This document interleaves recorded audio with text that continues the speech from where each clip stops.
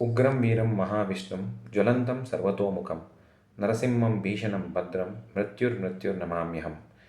ಗುರುಬ್ರಹ್ಮ ಗುರುವಿಷ್ಣು ಗುರುದೇವೋ ಮಹೇಶ್ವರ ಗುರು ಸಾಕ್ಷಾತ್ ಪರಂ ಬ್ರಹ್ಮ ತಸ್ಮೈ ಶ್ರೀ ಗುರವೇ ನಮಃ. ಎಲ್ರಿಗೂ ನಮಸ್ಕಾರ.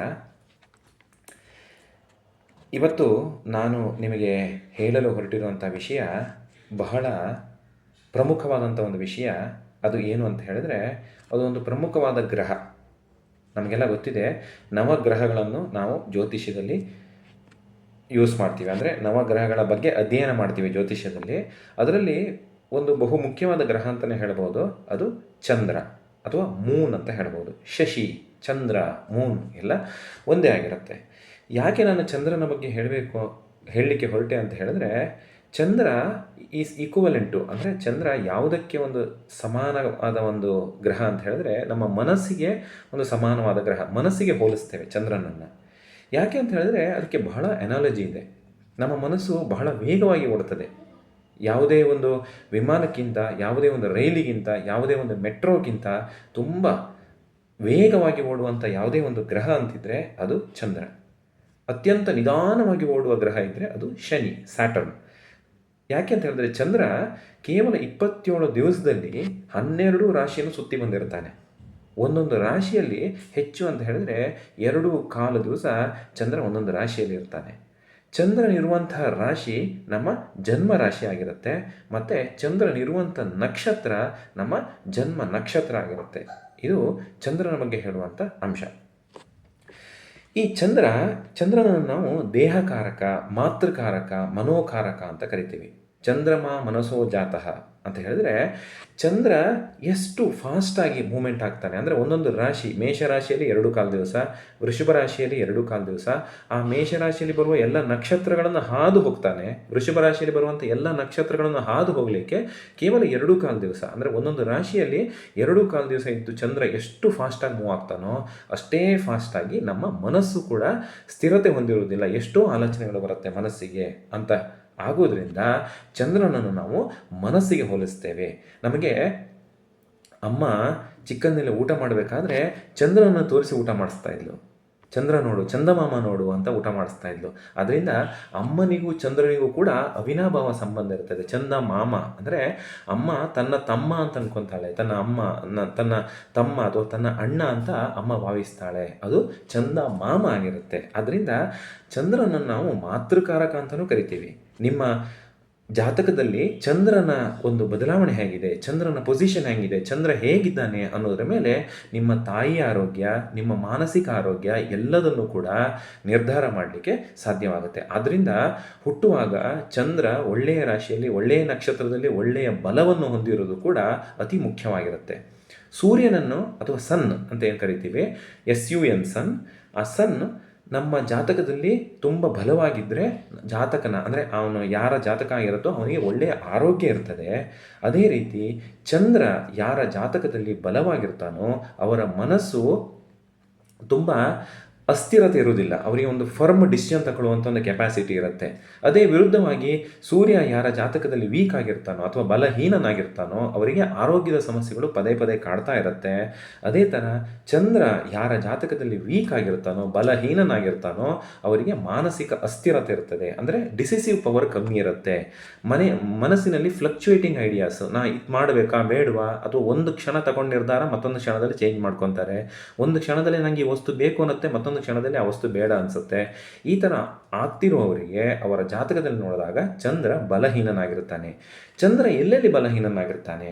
ಚಂದ್ರ ಮೇಯ್ನಾಗಿ ಯಾವುದೇ ಗ್ರಹಕ್ಕೆ 2 ಮನೆಗಳಿರ್ತವೆ. ಒಂದು ಎಕ್ಸಾಲ್ಟೇಷನ್ ಪಾಯಿಂಟ್, ಇನ್ನೊಂದು ಡೆಬಿಲಿಟೇಷನ್ ಪಾಯಿಂಟ್ ಅಂತ ಕರಿತೀವಿ. ಎಕ್ಸಾಲ್ಟೇಷನ್ ಅಂದರೆ ಉಚ್ಚ ಸ್ಥಾನ, ಡೆಬಿಲಿಟೇಷನ್ ಅಂದರೆ ನೀಚ ಸ್ಥಾನ. ಚಂದ್ರನಿಗೆ ಈ 27 ನಕ್ಷತ್ರಗಳು, ಅಶ್ವಿನಿಯಿಂದ ಹಿಡಿದು ರೇವತಿ ತನಕ 27 ನಕ್ಷತ್ರಗಳೇನಿದೆ ಅದೆಲ್ಲ ಚಂದ್ರನ ಹೆಂಡತಿಯರು ಅಂತ ಕರೀತಾರೆ. ಅದರಲ್ಲಿ ಚಂದ್ರ ಅತಿಯಾಗಿ ಪ್ರೀತಿ ಮಾಡಿದ್ದು ರೋಹಿಣಿ ನಕ್ಷತ್ರವನ್ನು. ಚಂದ್ರ ರೋಹಿಣಿ ನಕ್ಷತ್ರದಲ್ಲಿ ಉಚ್ಚ ಸ್ಥಾನಕ್ಕೆ ಹೋಗ್ತಾನೆ ಅಂತ ಹೇಳಿದ್ರೆ, ರೋಹಿಣಿ ನಕ್ಷತ್ರ ಬರೋದು ವೃಷಭ ರಾಶಿಯಲ್ಲಿ. ವೃಷಭ ರಾಶಿಯಲ್ಲಿ ಚಂದ್ರನ ಶಕ್ತಿ ಅತ್ಯಧಿಕವಾಗಿರ್ತದೆ. ಅದು ಚಂದ್ರನ ಎಕ್ಸಾಲ್ಟೇಷನ್ ಪಾಯಿಂಟ್ ಆಗಿರುತ್ತೆ. ಅದೇ ಥರ ವೃಷಭದಿಂದ ಕರೆಕ್ಟಾಗಿ ಸಪ್ತಮದಲ್ಲಿ ಬರುವಂಥ ರಾಶಿ ವೃಶ್ಚಿಕ ರಾಶಿ. ಅದು ಅತಿ ಸೀಕ್ರೆಟಿವ್ ರಾಶಿ. ವೃಶ್ಚಿಕ ರಾಶಿ ಯಾರ್ದಾಗಿರುತ್ತೋ ತುಂಬ ಸೀಕ್ರೆಟಿವ್ ಆಗಿರ್ತಾರೆ. ಅವರ ಮನದಲ್ಲಿ ಏನು ಓಡ್ತಾ ಇರುತ್ತೆ ಅಂತ ಯಾರಿಗೂ ಒಂದು ಊಹಿಸ್ಲಿಕ್ಕೆ ಸಾಧ್ಯವಾಗಿರಲ್ಲ. ಯಾಕೆ ಅಂತ ಹೇಳಿದ್ರೆ ಅದು ಚಂದ್ರನ ಡೆಬಿಲಿಟೇಷನ್ ಪಾಯಿಂಟ್. ಚಂದ್ರ ಅತಿ ನೀಚ ಸ್ಥಾನದಲ್ಲಿರ್ತಾನೆ. ಆದ್ದರಿಂದ ಅವರ ಚಿಂತನೆ ಮಾಡುವಂಥ ಪವರ್ ಏನಿರುತ್ತೆ, ಚಿಂತನೆ ಮಾಡುವಂಥ ಶಕ್ತಿ ಏನಿರುತ್ತೆ ಅದು ಕೂಡ ಡೌನ್ ಆಗಿರುತ್ತೆ. ಚಿಂತನೆ ಮಾಡುವಂಥ ಒಂದು ವೇಗ ಅಥವಾ ಚಿಂತನೆ ಮಾಡುವಂಥ ಕ್ರಮಗಳು ಕೂಡ ಡೆಬಿಲಿಟೇಷನ್ ಆಗಿರುತ್ತೆ. ಅಂದರೆ ನೀಚವಾಗಿರುತ್ತೆ ಅಂದರೆ ಕೆಟ್ಟ ಆಲೋಚನೆಗಳು ಮಾಡ್ತಾರೆ ಅಂತಲ್ಲ, ಅವರ ಡಿಸಿಸಿವ್ ಪವರ್ ಸ್ವಲ್ಪ ಕಮ್ಮಿ ಇರುತ್ತೆ ಅಂತ. ಆದ್ದರಿಂದ ಚಂದ್ರನಿಗೆ ವೃಶ್ಚಿಕ ರಾಶಿ ಡೆಬಿಲಿಟೇಷನ್ ಪಾಯಿಂಟ್ ನೀಚ ಸ್ಥಾನ ಆಗಿದ್ದರೆ ವೃಷಭ ರಾಶಿ ಉಚ್ಚ ಸ್ಥಾನ ಆಗಿರುತ್ತೆ. ಮತ್ತು ಚಂದ್ರ ಯಾರೇ ಒಂದು ಲಗ್ನದಲ್ಲಿ ತ್ರಿಕೋನ ಸ್ಥಾನ ಅಂದರೆ 5ನೇ ಮನೆಯಲ್ಲಿ 9ನೇ ಮನೆಯಲ್ಲಿ, ಲಗ್ನದಿಂದ 5ನೇ ಮನೆಯಲ್ಲಿ 9ನೇ ಮನೆಯಲ್ಲಿ ಚಂದ್ರ ಇದ್ದರೆ ಅದು ತುಂಬ ಶುಭ ಸೂಚಕ ಅಂತ ಕರೀತಾರೆ. ಯಾಕಂದರೆ ಅವೆಲ್ಲ ಕೇಂದ್ರ ಸ್ಥಾನ ಅಂತ ಅಲ್ಲ, ತ್ರಿಕೋನ ಸ್ಥಾನ ಅಂತ 5 ಮತ್ತು 9.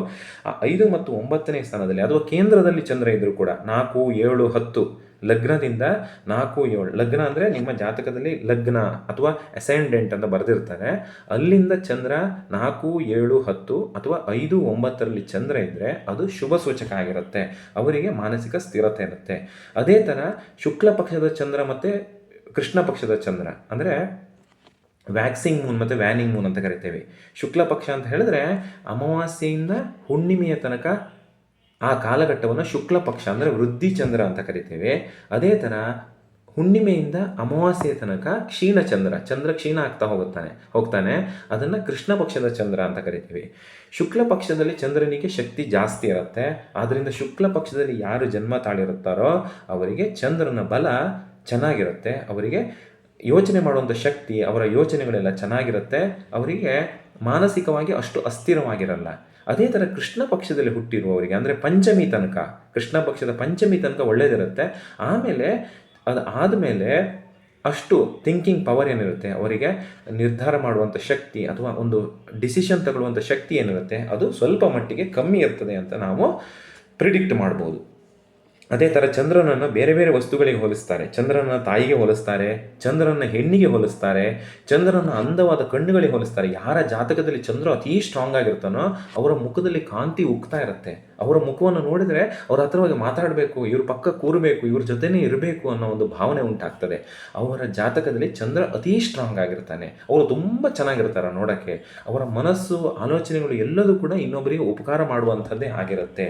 ಅಂಥವರ ಜಾತಕದಲ್ಲಿ ಚಂದ್ರ ತುಂಬ ಸ್ಟ್ರಾಂಗ್ ಆಗಿರ್ತಾನೆ.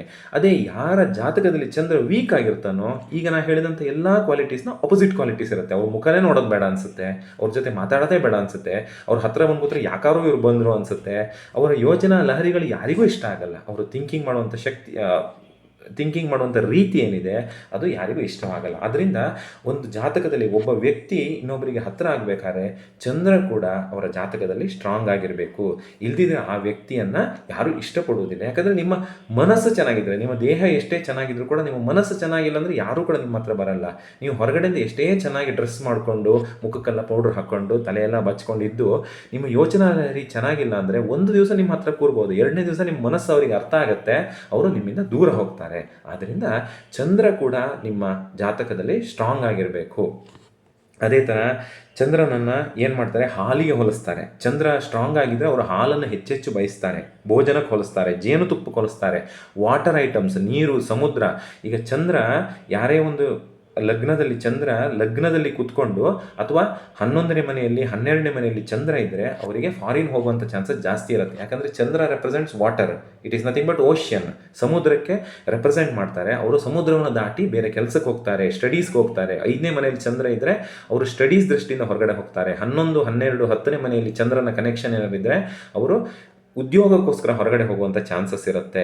ಆಮೇಲೆ 7ನೇ ಮನೆಯಲ್ಲಿ ಚಂದ್ರ ಇದ್ದರೆ ಅವರಿಗೆ ಚಂದ್ರನಂತೆ ಅತ್ಯಂತ ಸುಂದರವಾದ ಪಾರ್ಟ್ನರ್ ಸಿಗ್ತಾಳೆ. ಹುಡುಗ ಆದರೆ ಒಳ್ಳೆ ಹುಡುಗಿ ಸಿಗ್ತಾಳೆ, ಹುಡುಗಿ ಆದರೆ ಒಳ್ಳೆ ಹುಡುಗ ಸಿಗ್ತಾರೆ. ಚಂದ್ರ ಲಗ್ನದಲ್ಲೇ ಕೂತಿದ್ರೆ ಅವರ ಮುಖ ಅಷ್ಟು ಚೆನ್ನಾಗಿರುತ್ತೆ. ಲಗ್ನದಲ್ಲಿ ಕೂತು ಸ್ಟ್ರಾಂಗ್ ಆಗಿದ್ದರೆ ಮುಖ ಚೆನ್ನಾಗಿರುತ್ತೆ ಅವರದ್ದು, ನೋಡಲಿಕ್ಕೂ ಸುಂದರವಾಗಿರ್ತಾರೆ. ಅದೇ ಚಂದ್ರ ರೋಹಿಣಿ ನಕ್ಷತ್ರದಲ್ಲಿದ್ದರಂತೂ ಕೇಳೋದೇ ಬೇಡ, ಅವ್ರ ಹತ್ರ ಮಾತಾಡಲಿಕ್ಕೆ ಜನ ಕ್ಯೂವಲ್ಲಿ ನಿಂತ್ಕೊಂಡು ಬರ್ತಾರೆ, ಅಷ್ಟು ಪ್ರೀತಿ ಪಾತ್ರರಾಗಿರ್ತಾರೆ ಎಲ್ರಿಗೆ. ಅದರಿಂದ ನೋಡಿ, ಚಂದ್ರ ಒಬ್ಬನಿಂದ ನಾವು ಅವರಿಗೆ ಎಷ್ಟು ಕ್ವಾಲಿಟೀಸ್ನ ಪ್ರೆಡಿಕ್ಟ್ ಮಾಡ್ಬೋದು. ಅದೇ ಥರ ಚಂದ್ರನನ್ನು ಹೃದಯಕ್ಕೆ ಹೋಲಿಸ್ತಾರೆ. ಯಾಕಂತ ಹೇಳಿದ್ರೆ ಹೃದಯ, ತಾಯಿ, ಪ್ರೀತಿ ಎಲ್ಲ, ಮನಸ್ಸು ಹೃದಯ ಅಂದರೆ ನಮ್ಮ ಭಾಷೆಯಲ್ಲಿ ಒಂದೇ ಆಗಿರುತ್ತೆ. ಯಾಕೆಂದರೆ ಅವರೇನು ಹೃದಯ ಚೆನ್ನಾಗಿದೆ ಅಂದರೆ ಮನಸ್ಸು ಚೆನ್ನಾಗಿದೆ ಅಂತಲೇ ಅರ್ಥ ಅಲ್ವಾ. ಆದ್ದರಿಂದ ಚಂದ್ರನ ಹೃದಯಕ್ಕೂ ಹೋಲಿಸ್ತಾರೆ. ಚಂದ್ರ ಈಗ ನಾವು 2 ಚಾರ್ಟ್ ಇರುತ್ತೆ. ಒಬ್ಬರಿಗೆ ಹುಟ್ಟುವಾಗ ಸಿಕ್ಕಿದ್ದು ನೇಟಲ್ ಚಾರ್ಟ್, ಅಂದರೆ ಜನ್ಮ ಜಾತಕ ಅಂತ ಕರಿತೀವಿ. ಆಮೇಲೆ ನಮಗೆ ದಿನ ಗ್ರಹಗಳ ಮೂವ್ಮೆಂಟ್ ಆಗಬೇಕಾದ್ರೆ ಅದು ಗೋಚಾರ ಚಾರ್ಟ್ ಅಂತ ಕರಿತೀವಿ, ಅಥವಾ ಟ್ರಾನ್ಸಿಟ್ ಚಾರ್ಟ್ ಅಂತ ಕರಿತೀವಿ. ಟ್ರಾನ್ಸಿಟ್ ಚಾರ್ಟಲ್ಲಿ ಚಂದ್ರ ಒಳ್ಳೆಯ ಪೊಸಿಷನ್ ಇಲ್ಲ ಅಂತ ಹೇಳಿದ್ರೆ ಹೃದಯ ಸಂಬಂಧಿ ಕಾಯಿಲೆಗಳು ಕೂಡ ಬರ್ಬೋದು. ಈಗ ಕೆಲವರಿಗೆ ಹಾರ್ಟ್ ಅಟ್ಯಾಕ್ ಆಗುತ್ತೆ ಅಂತಾರಲ್ವ, ಅದನ್ನು ನೋಡಿದರೆ ಚಂದ್ರ ಯಾವುದೋ ಒಂದು ಒಳ್ಳೆಯದು ಅಲ್ಲದೇ ಇರುವಂಥ ಮನೆ, 6, 8, 12 ಇದನ್ನು ಒಳ್ಳೆಯದು ಅಲ್ಲದೇ ಇರುವಂಥ ಮನೆ ಅಂತ ಕರಿತೀವಿ ನಾವು. ಅಂಥ ಮನೆಗಳಲ್ಲಿ ಚಂದ್ರ ಹೋದರೆ ಹೃದಯ ಸಂಬಂಧಿ ಕಾಯಿಲೆಗಳು ಕೂಡ ಜಾಸ್ತಿ ಬರ್ತದೆ. ಆಮೇಲೆ ಬಿಳಿಯ ಉಡುಪುಗಳು, ಚಂದ್ರ ಯಾವತ್ತೂ ಬಿಳಿಯದಾಗಿರ್ತಾನೆ, ಇಟ್ ರೆಪ್ರೆಸೆಂಟ್ಸ್ ವೈಟ್. ಅವರ ಮುಖ, ಚಂದ್ರ ಒಳ್ಳೆಯ ಸ್ಥಾನದಲ್ಲಿ ಮುಖ ಗ್ಲೋ ಆಗಿರ್ತದೆ ಅವರದ್ದು. ಆಮೇಲೆ ಅವರು ವೈಟ್ ಬಟ್ಟೆಯನ್ನು ಜಾಸ್ತಿ ಇಷ್ಟಪಡ್ತಾರೆ, ಚಂದ್ರ ಸ್ಟ್ರಾಂಗ್ ಇರುವವರು. ಆಮೇಲೆ ಚಂದ್ರ ರೆಪ್ರೆಸೆಂಟ್ಸ್ ಯೌವನ, ಯಂಗ್ ಏಜನ್ನು ರೆಪ್ರೆಸೆಂಟ್ ಮಾಡ್ತದೆ. ಅಂದವಾದ ಕಣ್ಣುಗಳಿರ್ತದೆ, ಅವರ ಕಣ್ಣುಗಳು ಅಷ್ಟು ಅಟ್ರಾಕ್ಟಿವ್ ಆಗಿರುತ್ತೆ ನೋಡಲಿಕ್ಕೆ. ಆಮೇಲೆ ನಾವು ಜೀವನದಲ್ಲಿ ಕೀರ್ತಿ ಪಡಿಬೇಕಾದ್ರೂ ಕೂಡ ಚಂದ್ರ ಸ್ಟ್ರಾಂಗ್ ಆಗಿರಬೇಕು. ಯಾಕಂದರೆ ನಿಮ್ಮ ಮನಸ್ಸು, ನೀವು ಯೋಚನಾಲರಿ, ನೀವು ಥಿಂಕಿಂಗ್ ಪವರ್, ಅಥವಾ ನೀವು ಆಲೋಚನೆ ಮಾಡುವಂಥ ಸಂಗತಿಗಳೇ ಇಷ್ಟ ಆಗಿಲ್ಲ ಅಂದರೆ ನೀವು ಹೇಗೆ ಕೀರ್ತಿ ಪಡ್ಕೋತೀರಾ? ಅದರಿಂದ ನಾವು ಆಲೋಚನೆ ಮಾಡೋದು ಕೂಡ ಒಳ್ಳೆಯದಾಗಿದ್ದರೆ ಅಂಥವರಿಗೆ ಚಂದ್ರ ಸ್ಟ್ರಾಂಗ್ ಆಗಿರುತ್ತೆ, ಅವರು ಕೀರ್ತಿಯನ್ನು ಪಡಿತಾರೆ. ಆಮೇಲೆ ಬಹುಮುಖ್ಯವಾದ್ದು ಏನಂತ ಹೇಳಿದ್ರೆ, ನಮ್ಮ ಜೀವನದಲ್ಲಿ ನಿದ್ರೆ ಅತೀ ಮುಖ್ಯವಾದದ್ದು.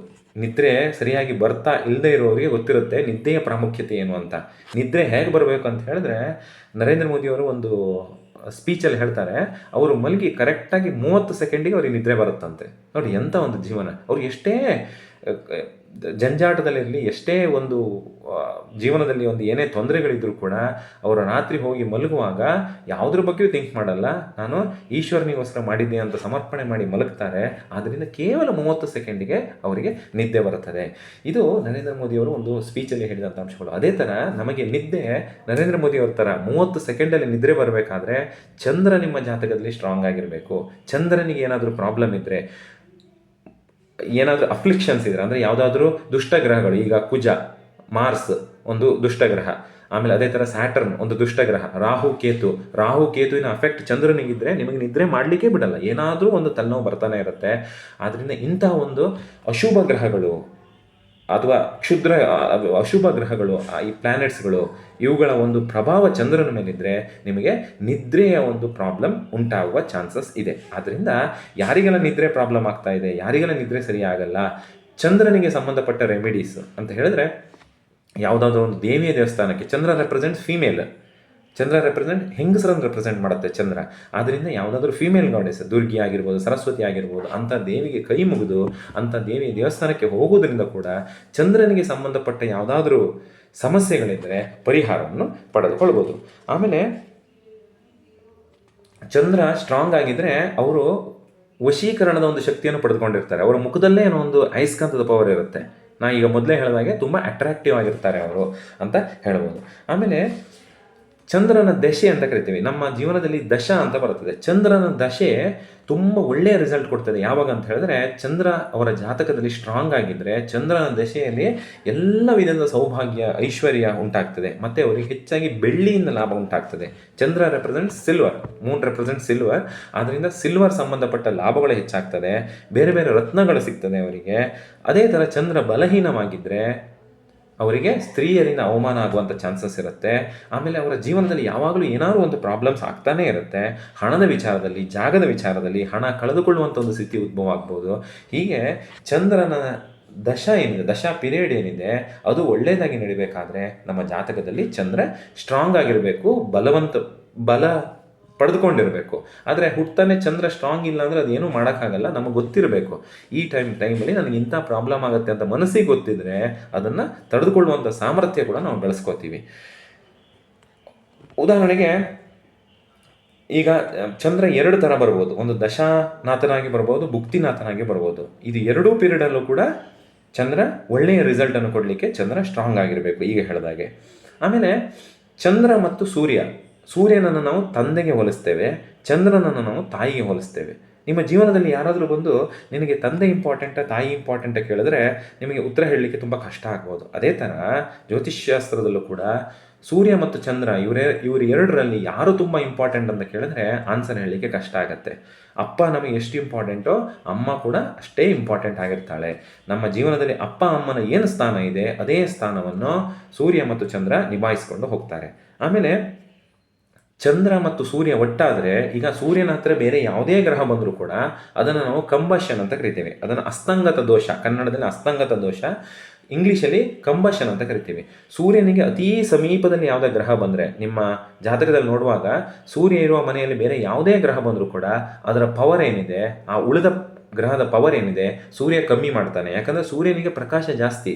ಸೂರ್ಯನ ಪ್ರಕಾಶದಿದ್ರೆ ಬೇರೆ ಯಾವ ಗ್ರಹ ನಿಂತ್ಕೊಂಡ್ರೂ ಕೂಡ ಅವಕ್ಕೆ ನೋಡ್ಲಿಕ್ಕಾಗಲ್ಲ. ಈಗ ನಿಮ್ಮ ಕಣ್ಣಿಗೆ ತುಂಬ ಹತ್ತಿರದಲ್ಲಿ ಒಂದು ಟಾರ್ಚ್ ಹಿಡಿದ್ರೆ ಏನಾಗುತ್ತೆ, ನಿಮ್ಮ ಕಣ್ಣು ಮುಚ್ಚೋಗುತ್ತೆ, ನಿಮ್ಗೆ ಎದುರಿಗೆ ಏನಿದೆ ಕಾಣಿಸಲ್ಲ. ನೀವು ಡ್ರೈವ್ ಮಾಡಬೇಕಾದ್ರೆ ಎದುರುಗಡೆ ಇರೋನು ಹೆಡ್ಲೈಟನ್ನು ತುಂಬ ಫೋಕಸ್ ಆಗಿ ಹಾಕೊಂಡು ಬಂದರೆ ಏನಾಗುತ್ತೆ, ನೀವು ಕಾರನ್ನು ಡ್ರೈವ್ ಮಾಡಿ ಯಾವುದೋ ಒಂದು ಫುಟ್ಪಾತಿಗೆ ಗುದ್ದಿರ್ತೀರಲ್ವಾ. ಅದೇ ಥರ ನಮ್ಮ ಹೊರೋಸ್ಕೋಪಲ್ಲೂ ಕೂಡ ಸೂರ್ಯನಿಗೆ ಅತೀ ಸಮೀಪದಲ್ಲಿ ಬೇರೆ ಯಾವುದೇ ಗ್ರಹ ಬಂದರೂ ಕೂಡ ಅದರ ಒಂದು ನೋಡುವಂಥ ಕೆಪಾಸಿಟಿ ಅಥವಾ ಅದರ ಒಂದು ಕಾರ್ಯಕ್ಷಮತೆ, ಅದು ಕಾರ್ಯ ಮಾಡುವಂಥ ವಿಧಾನ ಏನಿದೆ ಅದು ಡಲ್ ಆಗುವಂಥ ಸಂಭವ ಇರ್ತದೆ. ಆದರೆ ಇದು ಚಂದ್ರನಿಗೆ ಆಗೋದಿಲ್ಲ. ಯಾಕೆ ಅಂತ ಹೇಳಿದ್ರೆ ಅಪ್ಪನ ಜೊತೆ ಕರೆಕ್ಟಾಗಿ ಮಾತಾಡಲಿಕ್ಕೆ ಅಮ್ಮನೇ ಬೇಕಾಗತ್ತೆ. ಅಮ್ಮನಿಗೆ ಯಾವುದೇ ತೊಂದರೆ ಆಗಲ್ಲ ಅಪ್ಪನ ಎದುರು ನಿಂತ್ಕೊಂಡ್ರೆ. ಅಪ್ಪನ ಎದುರು ಸಮರ್ಥವಾಗಿ ವಾದ ಮಾಡಿ ಮಕ್ಕಳಿಗೆ ಏನು ಬೇಕೋ ಅದನ್ನು ತರುವಂಥ ಒಂದು ಶಕ್ತಿ ಯಾರಿಗಿದೆ, ಅದು ಅಮ್ಮನಿಗೆ ಮಾತ್ರ. ಅದರಿಂದ ಚಂದ್ರ ಸೂರ್ಯನ ಹತ್ತಿರ ಬಂದರೆ ಯಾವುದೇ ರೀತಿಯ ಅಸ್ತಂಗತ ದೋಷ ಆಗೋದಿಲ್ಲ. ಆಮೇಲೆ ಬೇರೆ ಪ್ಲ್ಯಾನೆಟ್ಗಳಿಗೆಲ್ಲ ರೆಟ್ರೋಗ್ರೇಡ್ ಮೂಮೆಂಟ್ ಅಂತ ಬರುತ್ತೆ. ರೆಟ್ರೋಗ್ರೇಡ್ ಅಂದರೆ, ಈಗ ನಮಗೆ ಜುಪಿಟರ್ನ ನೋಡಿದರೆ, ಜುಪಿಟರು ಮೊನ್ನೆ ನವಂಬರ್ 4th 5th ಅನಿಸುತ್ತೆ, ಅಥವಾ ನವಂಬರ್ 12 ಅನಿಸುತ್ತೆ, ಜುಪಿಟರು ಗುರುಗ್ರಹ ಮಿಥುನ ರಾಶಿಯಲ್ಲಿತ್ತು. ಆದರೆ ಇವಾಗ ನೋಡಿದರೆ ಮಿಥುನ ರಾಶಿಯಿಂದ 1 ವರ್ಷಗಳ ಕಾಲ ಒಂದೇ ರಾಶಿಯಲ್ಲಿ ಇರ್ತದೆ. ಆದರೆ 1 ವರ್ಷಕ್ಕಿಂತ ಮುಂಚೆನೇ ಅದು ಕಟಕ ರಾಶಿಗೆ ಬಂದಿದೆ. ಇನ್ನು ಡಿಸೆಂಬರ್ 5 ತನಕ ವಾಪಸ್ ಮಿಥುನ ರಾಶಿಗೆ ಹೋಗುತ್ತೆ. ಅಂದರೆ ಗ್ರಹಗಳು ಒಂದೊಂದು ಮನೆ ಮುಂದೆ ಹಿಂದೆ ಮೂಮೆಂಟ್ ಆಗುತ್ತೆ. ಅದನ್ನು ನಾವು ರೆಟ್ರೋಗ್ರೇಡ್, ವಕ್ರಿ ಅಂತ ಕರಿತೀವಿ. ವಕ್ರಗತಿಯ ಒಂದು ಚಲನೆ ಆಗ್ತದೆ. ಆದರೆ ಚಂದ್ರನಿಗೆ ವಕ್ರ ಚಲನೆ ಇಲ್ಲ. ನಮ್ಮ ಅಮ್ಮ ಯಾವಾಗಲೂ ಕೂಡ ಹಿಂದೆ ಮುಂದೆ ಹೋಗಲ್ಲ. ಅಮ್ಮ ಯಾವಾಗಲೂ ಒಂದೇ ದಾರಿಯಲ್ಲಿ ಹೋಗ್ತಾ ಇರ್ತಾಳೆ. ಅಪ್ಪ ಕೂಡ ಅಷ್ಟೇ ಒಂದೇ ದಾರಿಯಲ್ಲಿ ಹೋಗ್ತಾ ಇರ್ತಾನೆ. ಸನ್ ಮತ್ತು ಮೂನ್ ಯಾವಾಗಲೂ ಕೂಡ ರೆಟ್ರೋಗ್ರೇಡ್ ಮೂಮೆಂಟ್ ಆಗಲ್ಲ, ಅಂದರೆ ವಕ್ರಿ ಮೂಮೆಂಟ್ ಆಗಲ್ಲ, ಯಾವಾಗಲೂ ಮುಂದೆ ಚಲಿಸ್ತಾ ಇರ್ತದೆ. ಆಮೇಲೆ ಚಂದ್ರನಿಗೆ ಅತೀ ದೊಡ್ಡ ಶತ್ರುಗಳು ಅಂತ ಹೇಳಿದ್ರೆ ರಾಹು ಮತ್ತು ಕೇತು. ನಮಗೆ ಗೊತ್ತಿದೆ ರಾಹು ಮತ್ತು ಕೇತುವಿನ ಕತೆ. ರಾಹು ಮತ್ತು ಕೇತು ಆಗಿರೋದು, ಒಬ್ಬ ರಾಕ್ಷಸ ಅಮೃತವನ್ನು ಕುಡಿದಿದ್ದರಿಂದ ವಿಷ್ಣು ಚಕ್ರದಿಂದ ತಲೆಯನ್ನು ತೆಗೆದಿದ್ದರಿಂದ ತಲೆ ಮತ್ತು ದೇಹ ಬೇರೆ ಆಯಿತು. ಅದು ತಲೆ ರಾಹು ಆಯಿತು, ದೇಹ ಏನಿದೆ ಕೇತು ಆಯಿತು. ಅದೇ ಥರ ಆ ವಿಷ್ಣುವಿಗೆ ಈ ಥರ ಒಬ್ಬ ರಾಕ್ಷಸ ದೇವತೆಯ ವೇಷ ಹಾಕಿ ಬಂದಿದೆ ಅಂತ ಹೇಳಿದ್ದು ಈ ಸೂರ್ಯ ಮತ್ತು ಚಂದ್ರರು. ಆದ್ದರಿಂದ ಸೂರ್ಯ ಮತ್ತು ಚಂದ್ರರನ್ನು ರಾಹು ಕೇತು ತಮ್ಮ ಕಟ್ಟರ್ ಎನಿಮಿ ಅಂತ ಭಾವಿಸ್ತವೆ. ಅದೇ ಥರ ಈ ಗ್ರಹಣ ಆಗೋದು ಕೂಡ ರಾಹು ಮತ್ತು ಕೇತು ಬಂದು ಚಂದ್ರ ಮತ್ತು ಸೂರ್ಯನ ನುಂಗಿದಾಗ ಸೂರ್ಯ ಮತ್ತು ಚಂದ್ರಗ್ರಹಣ ಆಗ್ತದೆ. 1 ವರ್ಷಕ್ಕೆ 2 ಚಂದ್ರಗ್ರಹಣಗಳು ಬರ್ತವೆ. ರಾಹು ನುಂಗಿದಾಗ ರಾಹುಗ್ರಸ್ತ ಚಂದ್ರಗ್ರಹಣ ಆಗುತ್ತೆ, ಕೇತು ನುಂಗಿದಾಗ ಕೇತುಗ್ರಸ್ತ ಚಂದ್ರಗ್ರಹಣ ಆಗುತ್ತೆ. ಆದ್ದರಿಂದ ರಾಹು ಕೇತು ಅತ್ಯಂತ ದೊಡ್ಡ ಎನಿಮೀಸ್ ಚಂದ್ರನಿಗೆ. ಅವು ಚಂದ್ರನ ಜೊತೆಗೆ ರಾಹು ಅಥವಾ ಕೇತು ಬಂದರೆ ಅವನ ಒಂದು ಥಿಂಕಿಂಗ್ ಪವರ್ ಏನಿರುತ್ತೆ ಅದು ಒಂಥರ ಕಂಪ್ಲೀಟ್ಲಿ ಡಿಫ್ರೆಂಟ್ ಆಗುತ್ತೆ. ಈ ರಾಹು ಬಂದರೆ ಅವನ ತಲೆಯಲ್ಲಿ ಬರೀ ಬ್ಯಾಡ್ದಿದ್ದ ಆಲೋಚನೆಗಳೇ ಕೊಡ್ತಾನೆ ರಾಹು. ಕೇತು ಬಂದರೆ ಅವ್ನು ಶ್ರಿಂಕ್ ಮಾಡ್ತಾನೆ. ಅವನು ಬ್ರಾಡ್ ಮೈಂಡೆಡ್ನೆಸ್ನಾಗ್ಲಿಕ್ಕೆ ಬಿಡೋದಿಲ್ಲ. ನಾನು ನಂದು ಆಯಿತು ಅಂತ ಇಷ್ಟು ಶ್ರಿಂಕ್ ಆಗಿ ಕೂತ್ಕೋತಾನೆ ಕೇತು ಬಂದರೆ. ಸೊ ಅದು ಎರಡೂ ಕೂಡ ಅಷ್ಟು ಒಳ್ಳೆಯದಲ್ಲ. ಅವನು ಸರಿಯಾಗಿ ಬ್ರಾಡ್ ಮತ್ತೆ ಸಂಕುಚಿತ ಮನೋಭಾವದ ಮಧ್ಯೆ ಹೋಗಿದ್ರೆ ಚೆನ್ನಾಗಿರ್ತಾನೆ ಅವನು. ಆದ್ದರಿಂದ ಈ ರಾಹು ಮತ್ತು ಕೇತು ಚಂದ್ರನ ಜೊತೆ ಒಟ್ಟಾದರೆ ಅಷ್ಟು ಒಳ್ಳೆಯದಲ್ಲ ಅಂತ ಪ್ರಿಡಿಕ್ಟ್ ಮಾಡ್ಬೋದು ಜ್ಯೋತಿಷ್ಯದಲ್ಲಿ ನಾವು. ಈ ಚಂದ್ರನಿಗೆ ಮಿತ್ರ ಕ್ಷೇತ್ರಗಳು ಅಂತ ಹೇಳಿದ್ರೆ, ಅಮ್ಮನಿಗೆ ಯಾರು ಶತ್ರುಗಳಿರಲ್ಲ. ಆದ್ದರಿಂದ ಎಲ್ಲ ಗ್ರಹಗಳು ಕೂಡ ಹೆಚ್ಚಾಗಿ ಚಂದ್ರನಿಗೆ ಮಿತ್ರ ಗ್ರಹಣೆ ಆಗಿರ್ತದೆ. ಯಾವುದೂ ಕೂಡ ತೊಂದರೆ ಮಾಡಲ್ಲ ಎಕ್ಸೆಪ್ಟ್ ರಾಹು ಮತ್ತು ಕೇತು. ರಾಹು ಮತ್ತು ಕೇತು ಚಂದ್ರನಿಗೆ ತೊಂದರೆ ಕೊಡುವಂಥ ಸಂಭವ ತುಂಬ ಜಾಸ್ತಿ ಇರ್ತದೆ. ಚಂದ್ರನಿಗೆ ಕ್ಷೀಣ ಚಂದ್ರ ಮತ್ತು ವೃದ್ಧಿ ಚಂದ್ರ, ನಾ ಈಗಾಗಲೇ ಹೇಳಿದಾಗೆ ಕೃಷ್ಣ ಪಕ್ಷದ ಚಂದ್ರ ಮತ್ತು ಶುಕ್ಲ ಪಕ್ಷದ ಚಂದ್ರ ಅಂದರೆ 2 ಅವಸ್ಥೆಗಳಿರ್ತವೆ. ಶುಕ್ಲ ಪಕ್ಷದ ಚಂದ್ರ ವೃದ್ಧಿ ಚಂದ್ರ, ಅಂದರೆ ಅವನು ಹಿಗ್ತಾ ಹೋಗ್ತಾನೆ, ಹಿಗ್ತಾ ಹೋಗ್ತಾನೆ. ಆದ್ದರಿಂದ ಇದು ಅತ್ಯಂತ ಒಳ್ಳೆಯದಾಗಿರುತ್ತೆ. ಕೃಷ್ಣ ಪಕ್ಷದ ಚಂದ್ರ ಕ್ಷೀಣಿಸ್ತಾ ಹೋಗೋದ್ರಿಂದ ನಿಮ್ಮ ಮನಸ್ಸಿನ ಒಂದು ಸಾಮರ್ಥ್ಯ, ಥಿಂಕ್ ಮಾಡುವಂಥ ಸಾಮರ್ಥ್ಯ ಕೂಡ ಕಮ್ಮಿ ಆಗ್ತಾ ಹೋಗುತ್ತೆ. ಆದ್ದರಿಂದ ನಾವು ಹೇಳ್ತೀವಿ ಅಮಾವಾಸ್ಯೆ ದಿವಸ ಜಾಸ್ತಿ ಚಂದ್ರ ಯಾರ ಜಾತಕದಲ್ಲಿ ಸ್ಟ್ರಾಂಗ್ ಆಗಿರೋರೋ ಅವರ ಹತ್ತಿರ ಮಾತಾಡುವಾಗ, ಯಾವುದೇ ಕೆಲಸ ಮಾಡುವಾಗ ಸ್ವಲ್ಪ ಹುಷಾರಾಗಿರಬೇಕು. ಯಾಕಂದರೆ ಮೊದಲೇ ಅವರ ಜಾತಕದಲ್ಲಿ ಚಂದ್ರ ವೀಕ್ ಆಗಿರ್ತಾನೆ. ಅಮಾವಾಸ್ಯೆ ಟೈಮಲ್ಲಿ ಆಕಾಶದಲ್ಲೂ ಚಂದ್ರ ಇರಲ್ಲ, ಅವರ ಜಾತಕದಲ್ಲೂ ಚಂದ್ರ ವೀಕ್ ಆಗಿರ್ತಾನೆ. ಅಂಥವರು ಅಷ್ಟು ಚೆನ್ನಾಗಿ ವರ್ತಿಸಲ್ಲ ನಮ್ಮ ಜೊತೆಗೆ, ಸಹಕಾರ ಕೊಡಲ್ಲ ನಮ್ಮ ಜೊತೆಗೆ ಅಂತ ಒಂದು ವಿಷಯ ನಮಗೆ ಗೊತ್ತಿರಬೇಕು. ಆವಾಗ ಅವ್ರ ಜೊತೆ ಮಾತಾಡುವಾಗಲೂ ವ್ಯವಹಾರ ಮಾಡುವಾಗಲೂ ಕೂಡ ನಾವು ಹುಷಾರಾಗಿದ್ದರೆ ಖಂಡಿತ ನಾವು ಒಳ್ಳೆಯ ಒಂದು ಮಾತುಕತೆ ಮೂಲಕ ಬೇರೆ ಬೇರೆ ನಿರ್ಧಾರಗಳನ್ನು ನಾವು ತೆಗೆದುಕೊಳ್ಬೋದು. ಈ ಚಂದ್ರ ಕೆಲವು ಲಗ್ನದವರಿಗೆ, ಕನ್ಯಾ ಲಗ್ನದವರಿಗೆ ಮಾರಕಾಧಿಪತಿ ಆಗಿರ್ತಾನೆ. ಆಮೇಲೆ ಚಂದ್ರನಿಗೆ ಅಧಿದೇವತೆ ವರುಣದೇವ ಅನ್ನೋ ಅಧಿದೇವತೆ ಆಗಿರ್ತಾನೆ. ಈಗ ಇನ್ನೊಂದು ಪ್ರಮುಖ ಅಂಶ ಅಂತ ಹೇಳಿದ್ರೆ, ನಾವು ಮ್ಯಾರೇಜ್ ಮ್ಯಾಚಿಂಗ್ ಮಾಡ್ತೀವಿ, ಹುಡುಗ ಮತ್ತು ಹುಡುಗಿಯ ಜಾತಕ ಮ್ಯಾಚಿಂಗ್ ಮಾಡ್ತೀವಿ. ಅದರಲ್ಲಿ ಅತೀ ಒಂದು ಫಸ್ಟು ಜಾತಕ ನೋಡಿದ ಕೂಡಲೇ ಒಂದು ಕಾಣುವಂಥ ದೋಷ ಅಂತ ಹೇಳಿದ್ರೆ ಷಷ್ಠಾಷ್ಟಮ ದೋಷ ಅಂತ ಕರಿತೇವೆ. ಷಷ್ಠಾಷ್ಟಮ ದೋಷ ಅಂತ ಹೇಳಿದ್ರೆ, ಈಗ ಹುಡುಗನ ಜಾತಕ ಮತ್ತು ಹುಡುಗಿಯ ಜಾತಕ ಎರಡರಲ್ಲಿ ಇರುವಂಥ ಚಂದ್ರನನ್ನು ನೋಡಬೇಕು. ಈಗ ಫಾರ್ ಎಕ್ಸಾಂಪಲ್, ಹುಡುಗನ ಜಾತಕದಲ್ಲಿ ಚಂದ್ರ ಒಂದು ಮೇಷರಾಶಿಯಲ್ಲಿ ಇರ್ತಾನೆ ಅಂತ ತಿಳ್ಕೊಳ್ಳಿ. ಹುಡುಗಂದು ಮೇಷರಾಶಿ ಆಗಿರುತ್ತೆ. ಹುಡುಗಿಯ ಜಾತಕದಲ್ಲಿ ಚಂದ್ರ 7ನೇ ಮನೆ 8ನೇ ಮನೆ ಅಂತ ಹೇಳಿದ್ರೆ ಅದು ವೃಶ್ಚಿಕ ರಾಶಿ ಆಗಿರುತ್ತೆ. ಮೇಷಕ್ಕೆ 7ನೇ ಮನೆ ತುಲಾ ರಾಶಿ, 8ನೇ ಮನೆ ವೃಶ್ಚಿಕ ರಾಶಿ ಆಗಿರುತ್ತೆ.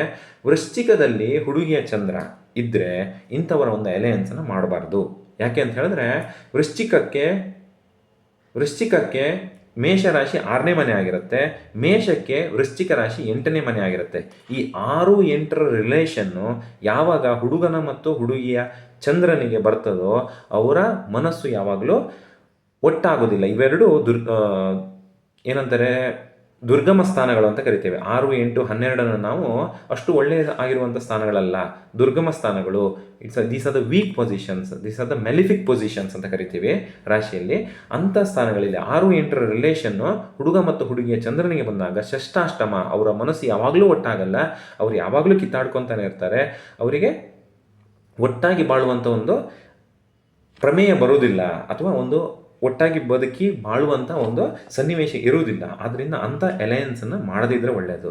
ಅದೇ ಥರ ಹುಡುಗನ ಸೂರ್ಯ ಮತ್ತು ಹುಡುಗಿಯ ಚಂದ್ರ 6, 8ರ ಈಗ ನಾನು ಹೇಳಿದಂಗೆ 6, 8ರ ಕಾಂಬಿನೇಷನಲ್ಲಿದ್ದರೆ, ಹುಡುಗನ ಸೂರ್ಯ 6ರಲ್ಲಿದ್ದು ಅಂದರೆ ಮೇಷದಲ್ಲಿದ್ದು ಹುಡುಗಿಯ ಚಂದ್ರ ವೃಶ್ಚಿಕದಲ್ಲಿದ್ದರೆ, ಅಥವಾ ಹುಡುಗನ ಸೂರ್ಯ ವೃಶ್ಚಿಕದಲ್ಲಿದ್ದು ಹುಡುಗಿಯ ಚಂದ್ರ ಮೇಷದಲ್ಲಿದ್ದರೆ ಅಂಥ ಒಂದು ರಿಲೇಷನ್ನ ಕೂಡ ಮಾಡಬಾರ್ದು. ಯಾಕೆ ಅಂತ ಹೇಳಿದ್ರೆ, ಈ ಮದುವೆ ಮಾಡಿಸೋದು ಇಬ್ಬರ ಒಂದು ದೈಹಿಕ ಸಂಬಂಧ ಆಗಬೇಕು ಅಂತಲೇ ಮಾಡುವಂಥದ್ದು. ಆ ದೈಹಿಕ ಸಂಬಂಧ ಆಗಲಿಕ್ಕೆ ಈ ಸೂರ್ಯ ಮತ್ತು ಚಂದ್ರ 6, 8ರ ರಿಲೇಷನಲ್ಲಿದ್ದರೆ ಅಥವಾ ದುರ್ಗಮ ಸ್ಥಾನ, ದುಷ್ಟ ಸ್ಥಾನಗಳಲ್ಲಿ ಇದ್ದರೆ ಆ ದೈಹಿಕ ಸಂಗಮ ಕೂಡ ಕಷ್ಟ ಆಗ್ತದೆ. ಸೂರ್ಯ ಅಂತ ಹೇಳಿದ್ರೆ ನಮ್ಮ ದೇಹಕ್ಕೆ ಸಂಬಂಧಪಟ್ಟಿದ್ದು, ಚಂದ್ರ ಅಂತ ಹೇಳಿದರೆ ಮನಸ್ಸಿಗೆ ಸಂಬಂಧಪಟ್ಟಿದ್ದು. ಆದ್ದರಿಂದ ಮನಸ್ಸು ಮತ್ತು ದೇಹಗಳು ಒಟ್ಟಾಗುವಂಥ ಈ ಸನ್ನಿವೇಶ ಏನಿದೆ ಅಥವಾ ಒಟ್ಟಾಗುವಂಥ ಒಂದು ಕಾರ್ಯ ಏನಿದೆ ಅದು ಕೂಡ ವಿಳಂಬ ಆಗ್ತದೆ, ಅದು ಕೂಡ ಅಷ್ಟು ಚೆನ್ನಾಗಿ ನಡೆಯುವುದಿಲ್ಲ. ಆದ್ದರಿಂದ ಈ ಸೂರ್ಯ ಮತ್ತು ಚಂದ್ರ 6, 8ರ ರಿಲೇಷನ್, ಸೂರ್ಯ ಮತ್ತು ಚಂದ್ರನಿಗೆ ಹುಡುಗ ಮತ್ತು ಹುಡುಗಿಯ ಜಾತಕದಲ್ಲಿ 6 ಮತ್ತು 8ರಲ್ಲಿ ಸೂರ್ಯ ಮತ್ತು ಚಂದ್ರ ರಿಲೇಷನ್ ಬಂದರೆ, ಅಥವಾ ಚಂದ್ರ ಮತ್ತು ಚಂದ್ರನ ರಿಲೇಷನ್ ಬಂದರೆ ಇಂಥ ಅಲಯನ್ಸನ್ನು ಯಾವಾಗಲೂ ಮಾಡುವುದು ಅಷ್ಟು ಒಳ್ಳೆಯದಲ್ಲ. ಅದೇ ಥರ ಈ ಚಂದ್ರನಿಗೆ ಕುಜ ಸೇರಿದರೆ ಅದನ್ನು ಶಶಿ ಮಂಗಳ ಯೋಗ ಅಂತ ಕರೀತಾರೆ. ಚಂದ್ರ ಅಂದರೆ ಶಶಿ, ಕುಜ ಅಂದರೆ ಮಂಗಳ ಗ್ರಹ. ಈ ಚಂದ್ರ ಮತ್ತು ಈ ಮೂನ್ ಮತ್ತು ಮಾರ್ಸ್ ಒಂದೇ ಹೌಸಲ್ಲಿದ್ದರೆ ಅಥವಾ ಒಂದೇ ಮನೆಯಲ್ಲಿದ್ದರೆ, ಅಥವಾ ಚಂದ್ರನ ದೃಷ್ಟಿ ಕುಜನ ಮೇಲಿದ್ದರೆ, ಕುಜನ ದೃಷ್ಟಿ ಚಂದ್ರನ ಮೇಲಿದ್ದರೆ ಅದನ್ನು ಶಶಿ ಮಂಗಳ ಯೋಗ ಅಂತ ಕರಿತೇವೆ. ಅವನಿಗೆ ಆರ್ಥಿಕ ಪರಿಸ್ಥಿತಿ ಒಳ್ಳೆಯದಾಗುವಂಥ ಒಂದು ಚಾನ್ಸಸ್ ಇರುತ್ತೆ. ಅದು ನೋಡ್ಕೋಬೇಕು ಯಾವ ಪೊಸಿಷನಲ್ಲಿ ಇದ್ದಾನೆ. ಈಗ ಚಂದ್ರನೇ ವೀಕ್ ಆಗಿದೆ, ಚಂದ್ರ ವೃಶ್ಚಿಕದಲ್ಲಿ ಹೋಗಿದ್ರೆ ವೀಕ್ ಆಗಿರ್ತಾನೆ. ಅಂಥ ಪೊಸಿಷನಲ್ಲಿ ಚಂದ್ರನಿಗೆ ಶಕ್ತಿ ಇರಲ್ಲ. ಬೇರೆ ಮನೆಗಳಲ್ಲಿ ಚಂದ್ರನಿಗೆ ಶಕ್ತಿ ಇರ್ತದೆ. ಸೊ ಈ ಥರ ಕುಜ ಮತ್ತು ಚಂದ್ರನಿಗೆ 1, 7 ರಿಲೇಷನ್, ಅಥವಾ ಚಂದ್ರನ ದೃಷ್ಟಿ 7ನೇ ದೃಷ್ಟಿ ಕುಜನ ಮೇಲೆ ಬಿದ್ದು, ಅಥವಾ ಕುಜನ 7ನೇ ದೃಷ್ಟಿ ಚಂದ್ರನ ಮೇಲೆ ಬಿದ್ದರೆ, ಅಥವಾ ಕುಜ ಮತ್ತು ಚಂದ್ರ ಪರಿವರ್ತನೆ ಯೋಗ ಅಂದರೆ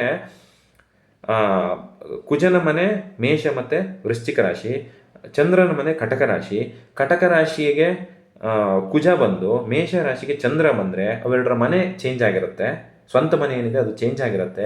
ಈ ಥರ ಪರಿವರ್ತನೆ ಯೋಗ ಬಂದರೂ ಕೂಡ ಅವರ ಆರ್ಥಿಕ ಪರಿಸ್ಥಿತಿ ಅಥವಾ ಅವರ ಒಂದು ಹಣಕಾಸಿನ ಸ್ಥಿತಿ ಏನಿದೆ ಅದು ಕೂಡ ಅಭಿವೃದ್ಧಿ ಆಗುವಂಥ ಚಾನ್ಸಸ್ ಇರುತ್ತೆ. ಇನ್ನೊಂದು ಯೋಗ ಚಂದ್ರನಿಗೆ ಸಂಬಂಧಪಟ್ಟಿದ್ದು ಗಜಕೇಸರಿ ಯೋಗ ಅಂತ ಕರಿತೇವೆ. ಚಂದ್ರ ಮತ್ತು ಗುರುವಿನ ಸಂಬಂಧ ಉಂಟಾದರೆ, ಚಂದ್ರನಿಗೆ ಗುರು ಕೇಂದ್ರದಲ್ಲಿದ್ದರೆ, ಚಂದ್ರನಿಗೆ ಗುರು ಕೇಂದ್ರ ಅಂದರೆ 4, 7, 10. ಚಂದ್ರನಿರುವ ಮನೆಯಿಂದ ಗುರು ಜುಪಿಟರ್ 4, 7, 10ನೇ ಮನೆ, ಅಥವಾ ಗುರು ಇರುವಂಥ ಮನೆಯಿಂದ ಚಂದ್ರ 4, 7, 10, ಅಥವಾ ಚಂದ್ರ ಮತ್ತು ಕುಜ ಒಟ್ಟಾದರೆ, ಅಥವಾ ಚಂದ್ರನ ದೃಷ್ಟಿ ಕುಜನ ಮೇಲೆ ಗುರುವ ಮೇಲೆ ಬಿದ್ದು ಜುಪಿಟರ್ ಮೇಲೆ ಬಿದ್ದು ಜುಪಿಟರ ದೃಷ್ಟಿ ಚಂದ್ರನ ಮೇಲೆ ಬಿದ್ದರೆ ಅದನ್ನು ಗಜಕೇಸರಿ ಯೋಗ ಅಂತ ಕರಿತೇವೆ. ಗಜಕೇಸರಿ ಯೋಗದಲ್ಲಿ ಗಜ ಅಂದರೆ ಆನೆ, ಕೇಸರಿ ಅಂದರೆ ಸಿಂಹ.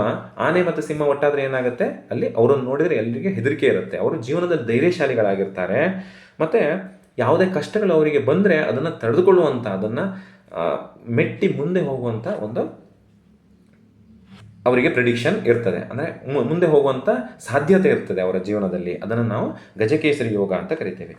ಗುರುವಿಗೆ ಚಂದ್ರ 6, 8, 12 ಅಂದರೆ ಜುಪಿಟರಿಂದ ಚಂದ್ರ 6, 8 ಅಥವಾ 12ನೇ ಮನೆ, ಇದನ್ನು ದುಸ್ಥಾನಗಳು ಅಂತ ಕರಿತೇವೆ.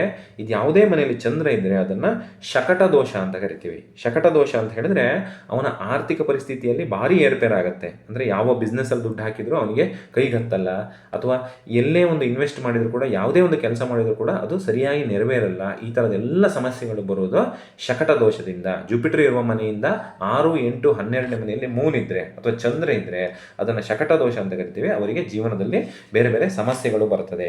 ಆಮೇಲೆ ಸುನಫ ಮತ್ತು ಅನಫ ಯೋಗ ಅಂತ ಬರ್ತದೆ. ಅದರಲ್ಲಿ ಚಂದ್ರನ ಮುಂದಿನ ರಾಶಿ ಅಂದರೆ ಮೂನ್ ಇರುವಂಥ ಮನೆಯಿಂದ 2ನೇ ಮನೆ ಅಂದರೆ ನೆಕ್ಸ್ಟ್ ಮನೆಯಲ್ಲೇ ಕುಜ, ಬುಧ, ಗುರು, ಶುಕ್ರ, ಶನಿ ಈ ಗ್ರಹಗಳೆಲ್ಲ ಇದ್ದರೆ ಅದನ್ನು ಸುನಫ ಯೋಗ ಅಂತ ಕರಿತೇವೆ. ಅದೇ ಥರ ಅನಫ ಅಂತ ಹೇಳಿದ್ರೆ ಚಂದ್ರನಿರುವ ಮನೆಯಿಂದ ಹಿಂದಿನ ಮನೆಯಲ್ಲಿ ಇವೆಲ್ಲ ಗ್ರಹಗಳು ಕುಜ, ಬುಧ, ಕುಜ ಅಂದರೆ ಮಾರ್ಸ್, ಬುಧ ಅಂದರೆ ಮರ್ಕ್ಯುರಿ, ಗುರು ಅಂದರೆ ಜುಪಿಟರ್, ಶುಕ್ರ ಅಂದರೆ ವೀನಸ್, ಶನಿ ಅಂದರೆ ಸ್ಯಾಟರ್ನ್, ಇಂಥ ಗ್ರಹಗಳಿದ್ದರೆ ಅದನ್ನು ಅನಫ ಯೋಗ ಅಂತ ಕರಿತೀವಿ. ಇದೆರಡರಲ್ಲಿ ಯಾವುದೇ ಯೋಗ ಇದ್ದರೂ ಕೂಡ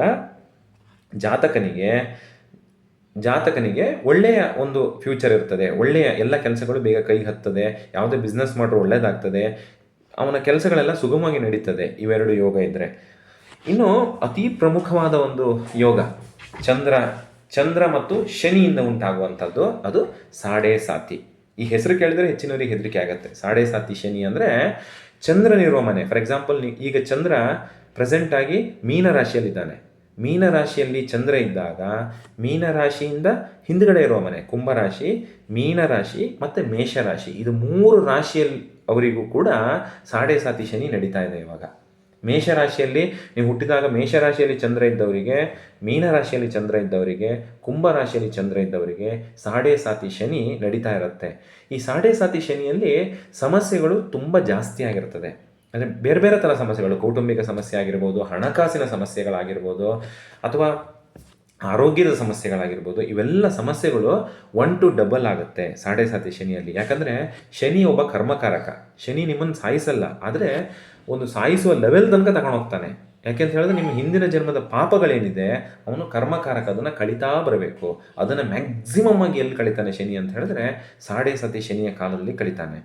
ಇವಾಗ ಸಾಡೆ ಸಾತಿ ಶನಿ ಅಂದರೆ 7.5 ವರ್ಷ. ಶನಿ ಒಂದೊಂದು ಮನೆಯಲ್ಲಿ 2.5 ವರ್ಷದ ಪ್ರಕಾರ ಇರ್ತಾನೆ. ಅದೇ ಥರ ಈಗ ಮೀನರಾಶಿಯಲ್ಲಿ ಶನಿ ಇದ್ದಾನೆ, ಮೀನರಾಶಿಯಲ್ಲಿ 2.5 ವರ್ಷ ಇರ್ತಾನೆ, ಮೇಷರಾಶಿಯಲ್ಲಿ 2.5 ವರ್ಷ ಇರ್ತಾನೆ, ಅದೇ ಥರ ವೃಷಭದಲ್ಲಿ 2.5 ವರ್ಷ ಇರ್ತಾನೆ. ಹಾಗೆ ಈಗ ಕುಂಭರಾಶಿಯವರಿಗೆಲ್ಲ ಮಕರ ರಾಶಿಗೂ 2.5 ವರ್ಷ, ಕುಂಭದ 2.5 ವರ್ಷ, ಮೀನದ 2.5 ವರ್ಷ ಸೇರಿಸಿದರೆ ಒಟ್ಟಿಗೆ 7.5 ವರ್ಷ ಶನಿ. ಅಂದರೆ ಕುಂಭರಾಶಿಯವರಿಗೆ ಕೊನೆಯ ಫೇಸಿನ ಸಾಡೆ ಸಾತಿ ನಡೀತಾ ಇದೆ. ಮೀನರಾಶಿಯವರಿಗೆ ಕುಂಭರಾಶಿದ 2.5 ವರ್ಷ, ಮೀನದ 2.5 ವರ್ಷ ಮತ್ತು ಮೇಷದ 2.5 ವರ್ಷ ಸೇರಿಸಿದರೆ 7.5 ವರ್ಷ. ಮೀನರಾಶಿಯವರಿಗೆ ಸೆಕೆಂಡ್ ಫೇಸ್ ಸಾಡೆ ಸಾತಿ ನಡೀತಾ ಇದೆ ಇವಾಗ. ಅದೇ ಥರ ಮೇಷರಾಶಿಯವರಿಗೆ ಮೀನರಾಶಿಯ 2.5 ವರ್ಷ, ಮೇಷದ 2.5 ವರ್ಷ ಮತ್ತು ವೃಷಭದ 2.5 ವರ್ಷ ಸೇರಿಸಿದರೆ ಒಟ್ಟಿಗೆ 7.5 ವರ್ಷ ಆಗುತ್ತೆ. ಮೇಷರಾಶಿಯವರಿಗೆ first phase of sade sati Shani ಶುರುವಾಗಿದೆ. Usually first phase of sade sati ಏನಿದೆ ತುಂಬ ಕಠಿಣವಾದ ದುಃಖಗಳನ್ನು ಕೊಡ್ತದೆ. ನಮಗೆ ಜೀವನದಲ್ಲಿ ಊಹಿಸೇ ಇರಲ್ಲ, ಅಥವಾ ನಾವು ಕೆಲವು ವ್ಯಕ್ತಿಗಳಿಂದ ನಾವು ಎಷ್ಟು ಸಂತೋಷ ಅನುಭವಿಸಿರ್ತೀವಿ ಅಷ್ಟೇ ದುಃಖವನ್ನು ಒಬ್ಬರಿಂದ ಅನುಭವಿಸುವಂಥ ಒಂದು ಸಾಧ್ಯತೆ ಇರ್ತದೆ. ಹಲವಾರು ತೊಂದರೆಗಳು ಉಂಟಾಗ್ಬೋದು, ಆರೋಗ್ಯದ ಸಮಸ್ಯೆಗಳು ಉಂಟಾಗ್ಬೋದು. ನಾನು ಈಗ ಹೇಳಿದಾಗೆ ಆರ್ಥಿಕ ಪರಿಸ್ಥಿತಿಯಲ್ಲಿ ತೊಂದರೆ ಉಂಟಾಗ್ಬೋದು. ಆಮೇಲೆ ಯಾವುದೇ ನಿರ್ಧಾರ ತಗೊಂಡ್ರೂ ಅದು ಉಲ್ಟಾ ಹೊಡೆಯುತ್ತೆ ನಮಗೆ. ನಾವು ಏನೋ ಒಂದು ಒಳ್ಳೆಯ ರೀತಿಯಿಂದ ನಿರ್ಧಾರ ತಗೊಂಡಿರ್ತೀವಿ, ಅದು ಉಲ್ಟಾ ಹೊಡೆಯುತ್ತೆ. ಆದ್ದರಿಂದ ಶನಿದೇವರ ದೇವಸ್ಥಾನಕ್ಕೆ ಶನಿವಾರ ಹೋಗಿ ಎಳ್ಳೆಣ್ಣೆ ಹಾಕೋದ್ರಿಂದ ಈ ಶನಿ ಸಾಡೆ ಸಾತಿ ಶನಿಯ ಕಾಲದಲ್ಲಿ ಒಳ್ಳೆಯ ರಿಸಲ್ಟ್ ಬರ್ಬೋದು. ಈ ತೊಂದರೆಗಳನ್ನೆಲ್ಲ ನಾವು ಅದನ್ನು ಅಂದರೆ ಅದನ್ನು ತಡೆದುಕೊಳ್ಳುವಂಥ, ಅದನ್ನು ಎದುರಿಸುವಂಥ ಶಕ್ತಿ ನಮಗೆ ಬರ್ತದೆ ಈ ಸಾಡೆ ಸಾತಿ ಸಮಯದಲ್ಲಿ. ದುಃಖ ಹೆಚ್ಚಾಗಿ ಕೊಡ್ತಾನೆ. ಆಬ್ವಿಯಸ್ಲಿ ದುಃಖ ಬಂದೇ ಬರುತ್ತೆ ನೀವು ಲೈಫಲ್ಲಿ, ಅದನ್ನು ತಪ್ಪಿಸ್ಕೊಳ್ಳಿ. ಅಲ್ಲ, ಬೇರೆ ಸಮಯದಲ್ಲೂ ದುಃಖ ಬರುತ್ತೆ, ದುಃಖ ಇಲ್ದಿರುವಂಥ ಮನುಷ್ಯ ಯಾರಿರಲ್ಲ. ಆದರೆ ಈ ಸಮಯದಲ್ಲಿ ಅತಿ ಜಾಸ್ತಿಯಾಗಿ ದುಃಖ ಬರ್ತದೆ ಈ ಸಾಡೆ ಸಾತಿ ಸಮಯದಲ್ಲಿ. 2ನೇ ಫೇಸಲ್ಲಿ ಸ್ವಲ್ಪ ಕಮ್ಮಿ ಆಗುತ್ತೆ. 3ನೇ ಫೇಸಲ್ಲಿ ತುಂಬ ಕಮ್ಮಿ ಇರುತ್ತೆ. ಅದನ್ನು ಪಾದಶನಿ ಅಂತ ಕರಿತೇವೆ. ಆವಾಗ ಹೆಚ್ಚು ತೊಂದರೆ, ಯಾಕಂದರೆ ಅವನು 2.5 ವರ್ಷದಲ್ಲಿ ಅವನು ತುಂಬ ಅನುಭವಿಸಿ ಅವನೇ ರೋಬಸ್ಟ್ ಆಗಿರ್ತಾನೆ, ಅವನೇ ತುಂಬ ಹಾರ್ಡ್ ಆಗಿರ್ತಾನೆ. ಆ ಕೊನೆಯ ಫೇಸ್ನ ಶನಿ ಅಷ್ಟೊಂದು ಕೊಡುವುದಿಲ್ಲ ತೊಂದರೆ, ಯಾಕಂದರೆ ಅವನೇ ರೆಡಿಯಾಗಿದೆ, ಅವನ ಕಷ್ಟಕ್ಕೆಲ್ಲ ರೆಡಿ ಆಗಿರೋದ್ರಿಂದ ಅಷ್ಟು ಅವನನ್ನು ಕಾಡುವುದಿಲ್ಲ ಶನಿ. ಸೊ ಒಟ್ಟು 7.5 ವರ್ಷದಲ್ಲಿ ಚಂದ್ರನ ಇರುವಂಥ ರಾಶಿಯಿಂದ ಹಿಂದಿನ ಮನೆ, ಚಂದ್ರನ ಇರುವಂಥ ಮನೆ ಮತ್ತು ಚಂದ್ರನಿಗಿಂತ ಒಂದು ರಾಶಿ ಮುಂದೆ ಶನಿಯ ಮೂಮೆಂಟ್ ಆದಾಗ, ಸ್ಯಾಟರ್ನ್ ಮೂಮೆಂಟ್ ಆದಾಗ ಅದನ್ನು ಸಾಡೆ ಸಾತಿ ಶನಿ ಅಂತ ಕರಿತೀವಿ. ಅದೇ ಥರ ಬೇರೆ ಬೇರೆ ಶನಿಗಳು ಅಷ್ಟಮ ಶನಿ ಅಂತ ಕರಿತೀವಿ. ಚಂದ್ರನಿಂದ 8ನೇ ಮನೆಯಲ್ಲಿ ಶನಿ ಇದ್ದರೂ ಕೂಡ ಅದು ಅಷ್ಟಮ ಶನಿ ಆಗ್ತದೆ. ಆ ಸಮಯದಲ್ಲೂ ಕೂಡ ಸಾಡೆ ಸಾತಿ ಶನಿಯಲ್ಲಿ ಎಷ್ಟು ದುಃಖವನ್ನು ಅನುಭವಿಸಿದ್ರೋ ಅದರ ಅರ್ಧದಷ್ಟು, ಸಾಡೆ ಸಾತಿ ಶನಿ ಅಷ್ಟಲ್ಲ, ಅದರ ಅರ್ಧದಷ್ಟು ದುಃಖ ಈ ಅಷ್ಟಮ ಶನಿ ಇರುವಾಗಲೂ ಬರ್ತದೆ. ಕಂಟಕ ಶನಿ ಅಂತ ಕರಿತೀವಿ. ಕಂಟಕ ಶನಿ ಅಂತ ಹೇಳಿದ್ರೆ ಚಂದ್ರನಿರುವ ರಾಶಿಯಿಂದ ಕರೆಕ್ಟಾಗಿ 7ನೇ ಮನೆ, ಅಂದರೆ ಚಂದ್ರ ಮತ್ತು ಶನಿ ಕರೆಕ್ಟಾಗಿ ಒಬ್ರನ್ನೊಬ್ರು ನೋಡ್ತಾ ಇರ್ತಾರೆ, ಸಪ್ತಮ ಅಂತ ಕರಿತೀವಿ. ಆ ಶನಿ ಇದ್ರೂ ಕೂಡ ಆರೋಗ್ಯದಲ್ಲಿ ತೊಂದರೆಗಳು ಉಂಟಾಗ್ತದೆ ಆ ಸಮಯದಲ್ಲೂ ಕೂಡ. ಸೊ ಇವೆಲ್ಲ ಶನಿಯಿಂದ ಬರುವಂಥ ಬೇರೆ ಬೇರೆ ದೋಷಗಳಾಗಿರ್ತದೆ. ಅದೇ ಥರ ಚಂದ್ರ ಅಷ್ಟಮದ ದಿನಗಳು ಅಂತ ಕರಿತೇವೆ. ಚಂದ್ರ ಅಷ್ಟಮದ ದಿನಗಳು ಅಂತ ಹೇಳಿದ್ರೆ, ಈಗ ಫಾರ್ ಎಕ್ಸಾಂಪಲ್ ಚಂದ್ರ ಯಾವ ರಾಶಿಯಲ್ಲಿದ್ದಾನೆ, ಈಗ ಚಂದ್ರ ಮೇಷ ರಾಶಿಯಲ್ಲಿದ್ದಾನೆ ಅಂತ ತಿಳ್ಕೊಂಡ್ರೆ ಅದರಿಂದ 8ನೇ ರಾಶಿಯಲ್ಲಿ, ಈಗ ಮೇಷ ರಾಶಿಗೆ 8ನೇ ರಾಶಿ ವೃಶ್ಚಿಕ ರಾಶಿ. ಆ ವೃಶ್ಚಿಕ ರಾಶಿ ನಾವು ಹುಟ್ಟುವಾಗ ಚಂದ್ರ ಮೇಷ ರಾಶಿಯಲ್ಲಿದ್ದು, ಈಗ ಚಂದ್ರ ಮೂಮೆಂಟ್ ಆಗ್ತಾ ಇರಬೇಕಾದ್ರೆ ವೃಶ್ಚಿಕ ರಾಶಿಗೆ ಚಂದ್ರ ಬಂದಾಗ ಅಂಥವರಿಗೆ ಚಂದ್ರ ಅಷ್ಟಮದ ದಿನಗಳು ಅಂತ ಕರಿತೀವಿ. ಆ ಸಮಯದಲ್ಲಿ ಪ್ರಯಾಣ ಮಾಡುವುದು, ಶುಭ ಕಾರ್ಯ ಮಾಡುವುದು ಅಥವಾ ಬೇರೆ ಬೇರೆ ತುಂಬ ಇಂಪಾರ್ಟೆಂಟ್ ಡಿಸಿಷನ್ ತಗೊಳ್ಳೋದನ್ನು ನಾವು ಅವಾಯ್ಡ್ ಮಾಡಬೇಕಾಗತ್ತೆ. ಚಂದ್ರ ಅಷ್ಟಮದ ದಿನಗಳು ಅಂದರೆ ನಮ್ಮ ಹುಟ್ಟಿದ ಚಂದ್ರನಿಗೆ ಈಗ ಮೂಮೆಂಟ್ ಆಗ್ತಿರುವಂಥ ಚಂದ್ರ ಎಕ್ಸಾಕ್ಟ್ಲಿ 8ನೇ ಮನೆಯಲ್ಲಿ ಬಂದಾಗ ಡಿಸಿಷನ್ ತಗೊಳ್ಳೋದನ್ನು, ತುಂಬ ಇಂಪಾರ್ಟೆಂಟ್ ಡಿಸಿಷನ್ ತಗೊಳ್ಳುವಂಥದ್ದನ್ನು ಅಥವಾ ಒಳ್ಳೆಯ ಕೆಲಸ ಮಾಡುವಂಥದ್ದನ್ನು ಮಾಡಬಾರ್ದು, ಒಳ್ಳೆಯದಾಗಲ್ಲ ಆ ಸಮಯದಲ್ಲಿ. ಆಮೇಲೆ ಅಮಾವಾಸ್ಯೆಯಲ್ಲಿ ಹುಟ್ಟಿದವರು ಕಳ್ಳರಾಗಿರ್ತಾರೆ ಅಂತ ಒಂದು ಮಾತಿದೆ, ಆದರೆ ಅದು ಸುಳ್ಳು. ಅಮಾವಾಸ್ಯೆಯಲ್ಲಿ ಹುಟ್ಟಿದರೆ ಅವರ ಥಿಂಕ್ ಮಾಡುವಂಥ ಕೆಪಾಸಿಟಿ ಹುಣ್ಣಿಮೆಯಲ್ಲಿ ಹುಟ್ಟಿದವರಿಗಿಂತ ಅಥವಾ ಶುಕ್ಲ ಪಕ್ಷದಲ್ಲಿ ಹುಟ್ಟಿದವರಿಗಿಂತ ಸ್ವಲ್ಪ ಕಮ್ಮಿ ಇರುತ್ತೆ ಅನ್ನೋದು ಸರಿಯಾದಂಥ ಒಂದು ವಿಚಾರ. ಆಮೇಲೆ ನಮಗೆಲ್ಲ ಗೊತ್ತಿದೆ, ಈ ಹುಣ್ಣಿಮೆ ಮತ್ತು ಅಮಾವಾಸ್ಯೆನ ನಾವು ಕ್ಯಾಲೆಂಡರ್ ನೋಡ್ದೇ ಬರೀ ಈಗಿನ ಹೊರಸ್ಕೋಪ್, ಇವತ್ತಿನ ಹೊರಸ್ಕೋಪ್ ನೋಡಿನೇ ಹೇಳ್ಬೋದು ಇದು ಪಾಡ್ಯನ, ಬಿದಿಗೆನ, ತದಿಗೆನ ಅಂತ ಹೊರಸ್ಕೋಪ್ ನೋಡಿನೇ ಹೇಳ್ಬೋದು. ಹೇಗೆ ಅಂತ ಹೇಳಿದ್ರೆ, ಇವತ್ತಿನ ಹೊರಸ್ಕೋಪ್ ತೆಗೆದಾಗ, ಈಗ ಇವತ್ತು ಹುಣ್ಣಿಮೆ ಆಗಿದೆ, ಇವತ್ತಿನ ಹೊರಸ್ಕೋಪ್ ನೋಡಿದಾಗ ಸೂರ್ಯನಿಂದ ಚಂದ್ರ ಎಕ್ಸಾಕ್ಟಾಗಿ 7ನೇ ಮನೆಯಲ್ಲಿದ್ದಾನೆ. ಸೊ ಸನ್ನಿಗೆ ಮೂನು 7ನೇ ಮನೆಯಲ್ಲಿದ್ದಾಗ ಅದನ್ನು ಹುಣ್ಣಿಮೆ ಅಂತ ಕರಿತೀವಿ. ಅದೇ ಥರ ಮೂನ್ ಟ್ರಾವೆಲ್ ಮಾಡಿ ಬಂದು ಸನ್ ಮತ್ತು ಮೂನ್ ಒಟ್ಟಾದರೆ ಅದನ್ನು ಅಮಾವಾಸ್ಯೆ ಅಂತ ಕರಿತೀವಿ. ಅದೇ ಥರ ಬೇರೆ ಬೇರೆ ನಕ್ಷತ್ರದಲ್ಲಿ, ಫಾರ್ ಎಕ್ಸಾಂಪಲ್ ಚೈತ್ರ ಮಾಸದಲ್ಲಿ ಅಶ್ವಿನಿ ನಕ್ಷತ್ರ 4ನೇ ಪಾದದಲ್ಲಿ, ವೈಶಾಖ ಮಾಸದಲ್ಲಿ ರೋಹಿಣಿ ನಕ್ಷತ್ರ 4ನೇ ಪಾದದಲ್ಲಿ, ಇಲ್ಲೆಲ್ಲ ಚಂದ್ರ ಬಂದಾಗ ಅದು ಅಮಾವಾಸ್ಯೆ ಉಂಟಾಗ್ತದೆ. ಅದೇ ಥರ ಹುಣ್ಣಿಮೆಯಲ್ಲೂ ಕೂಡ ನೋಡಿ, ಚೈತ್ರ ನಕ್ಷತ್ರದಲ್ಲಿ, ಚೈತ್ರ ಮಾಸದ ಚಿತ್ತ ನಕ್ಷತ್ರದಲ್ಲಿ ಹುಣ್ಣಿಮೆ ಆಗುತ್ತೆ, ವೈಶಾಖ ಮಾಸದಲ್ಲಿ ವಿಶಾಖ ನಕ್ಷತ್ರದಲ್ಲಿ ಹುಣ್ಣಿಮೆ ಆಗುತ್ತೆ, ಜ್ಯೇಷ್ಠ ಮಾಸದಲ್ಲಿ ಜ್ಯೇಷ್ಠ ನಕ್ಷತ್ರದಲ್ಲಿ ಹುಣ್ಣಿಮೆ ಆಗುತ್ತೆ. ಆಯಾಯ ನಕ್ಷತ್ರದಲ್ಲಿ ಹುಣ್ಣಿಮೆ ಆಗ್ತದೆ ಆಯಾ ಮಾಸದಲ್ಲಿ. ಸೊ ಇವು ಹುಣ್ಣಿಮೆ ಮತ್ತು ಅಮಾವಾಸ್ಯೆಗೆ ಬಗ್ಗೆ ಹೇಳೋದಾದರೆ, ನಾವು ಚಂದ್ರ ಮತ್ತು ಸೂರ್ಯನ ಪೊಸಿಷನ್ ಹೆಂಗಿದೆ ಅದನ್ನು ನೋಡಿಕೊಂಡು ಹುಣ್ಣಿಮೆ ಮತ್ತು ಅಮಾವಾಸ್ಯೆಯನ್ನು ನಾವು ಜಡ್ಜ್ ಮಾಡಬಹುದು. ಸೊ ಇದೇ ಥರ ಚಂದ್ರನ ಬಗ್ಗೆ ಹೇಳ್ತಾ ಹೋದರೆ ಇಡೀ ಒಂದು ದಿವಸ, ಯಾಕಂದರೆ ನಮ್ಮ ತಾಯಿಯ ಬಗ್ಗೆ ಹೇಳ್ತಾ ಹೋದರೆ ನಮಗೆ ಶಬ್ದಗಳೇ ಸಿಗೋದಿಲ್ಲ, ಸಮಯವೂ ಸಾಕಾಗಲ್ಲ. ಅದೇ ಥರ ಚಂದ್ರ ಗ್ರಹದ ಬಗ್ಗೆ ನಾವು ಹೇಳ್ತಾ ಹೋದರೆ ಇಡೀ ದಿವಸ ಹೇಳ್ತಾನೆ ಇರ್ಬೋದು. ಬಟ್ ಒಂದು ವಿಷಯ ತಿಳ್ಕೋಬೇಕು, ಯಾವುದೇ ಒಬ್ಬ ವ್ಯಕ್ತಿಗೆ ಚಂದ್ರ ಮತ್ತು ಸೂರ್ಯ ಅವರ ಜಾತಕದಲ್ಲಿ ತುಂಬ ಸ್ಟ್ರಾಂಗ್ ಆಗಿರಲೇಬೇಕು. ಯಾಕೆಂತ ಹೇಳಿದ್ರೆ ಉಳಿದಿದ್ದೆಲ್ಲ ಆಮೇಲೆ ಮಾಡ್ಬೋದು. ನಮ್ಮ ದೇಹ ಮತ್ತು ನಮ್ಮ ಮನಸ್ಸು ಸರಿಯಾಗಿದ್ದರೆ ಮಾತ್ರ ಬೇರೆ ಯಾವುದೇ ಕೆಲಸ ಮಾಡಲಿಕ್ಕಾಗತ್ತೆ. ಅದೇ ಥರ ಚಂದ್ರ ಮತ್ತು ಸೂರ್ಯ ಒಬ್ಬನ ಜಾತಕದಲ್ಲಿ ಸ್ಟ್ರಾಂಗ್ ಆಗಿದ್ದರೆ ಅವನು ಒಳ್ಳೆಯದಾದಂಥ ಮಾನಸಿಕ ಆರೋಗ್ಯ, ದೈಹಿಕ ಆರೋಗ್ಯವನ್ನು ಪಡೆದು ಯಾವುದೇ ಒಂದು ಶುಭ ಕಾರ್ಯವನ್ನು ಅಥವಾ ಯಾವುದೇ ಒಂದು ನಿರ್ಧಾರವನ್ನು ತೆಗೆದುಕೊಳ್ಳಲಿಕ್ಕೆ, ಯಾವುದೇ ಒಂದು ಕೆಲಸ ಮಾಡಲಿಕ್ಕೆ ಅವನು ಸಮರ್ಥನಾಗಿರ್ತಾನೆ ಅಂತ ನಾವು ಜಾತಕನ, ಆ ವ್ಯಕ್ತಿಯ ಒಂದು ಜಾತಕವನ್ನು ನೋಡಿದಾಗ ನಾವು ಕಂಡುಹಿಡಿಯಬಹುದು. ನೆಕ್ಸ್ಟ್ ಇನ್ನೊಂದು ಗ್ರಹದ ಬಗ್ಗೆ ವಿವರಣೆಯ ಜೊತೆಗೆ ಮುಂದೊಂದು ದಿನ ಬರ್ತೀನಿ. ಅಲ್ಲಿವರೆಗೂ ನಮಸ್ಕಾರ. ಸರ್ವೇ ಭವಂತು ಸುಖಿನಃ, ಸರ್ವೇ ಸಂತು ನಿರಾಮಯಾಃ, ಸರ್ವೇ ಭದ್ರಾಣಿ ಪಶ್ಯಂತು, ಮಾ ಕಶ್ಚಿತ್ ದುಃಖ ಭಾಗ್ ಭವೇತ್. ಓಂ ಶಾಂತಿ ಶಾಂತಿ ಶಾಂತಿ.